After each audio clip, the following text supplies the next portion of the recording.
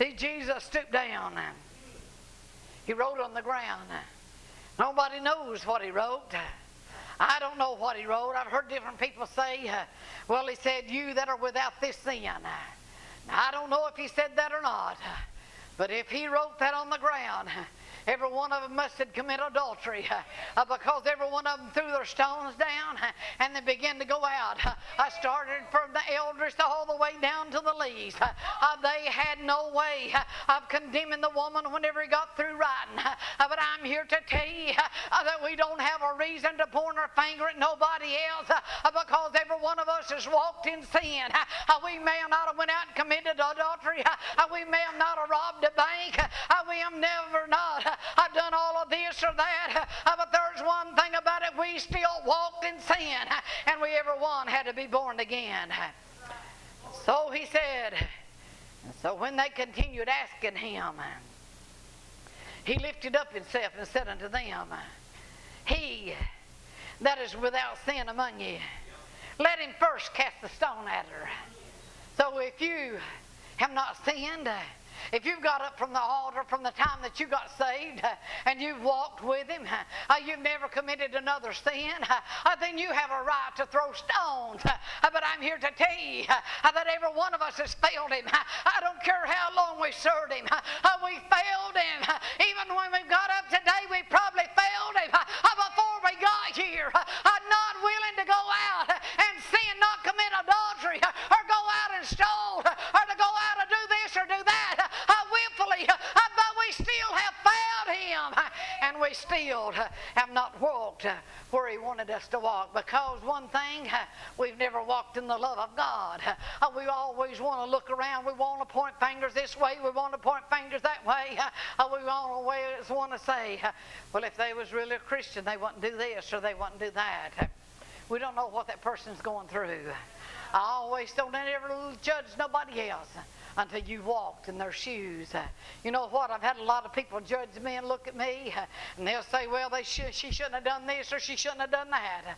But see, they don't know unless they walked in my shoes what they would have reacted. You know what? They could have reacted a lot worse than I. But I'm here to tell you, but we better learn how to walk in the love of God. My mind goes back to the man that had 2 sons. And he said, the one of them came to him and he said, Father, give me the portion of goods that falleth to me. In other words, I know that I'm going to inherit something, so just go ahead and give it to me. And he said he went ahead and he divided all of his substance between the 2. But what happened not many days after, the younger took his journey and he went into a far country.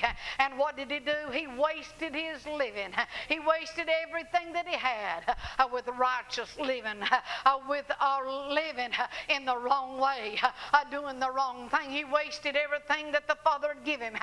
Do you ever stop and think about, well, that's the way that I've been with my Heavenly Father. Look all that He's given me.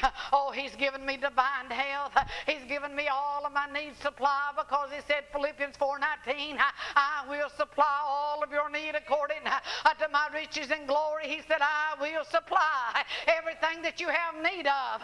But what happens? We walk around so defeated, so discouraged, down and out. We'll say, I don't know what I'm going to do.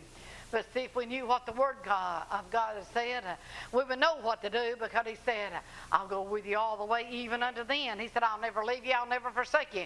But I'm there. So all you've got to do is call. And He said, when you call, He said, I'll answer. But look at the younger son. He said, after he had wasted all of his substance, after he got rid of everything that the Father had given him, he said, there began to be a famine in the land. And so he began to be in want. He began to need something. You know what? He probably had plenty of friends, plenty of people around whenever he had the money, when he had this or that that the Father had given him. Oh, they was there. They was by his side. But Brother Jonathan, whenever he began to be in want, they were everyone gone. They was not there to supply his need. They was not to give there to give back to him. Why? Because it already got from him all that he could get. But you know what? He spent everything that the Father had given him. What did he say? He said he went and joined himself to a citizen of the country. and he sent him into the field to begin to feed swine. And he said he would have fainted and filled his belly with a husk if the swine did eat, because no man gave unto him. But when he came to himself, that's what we've got to learn to do. We've got to come to ourselves.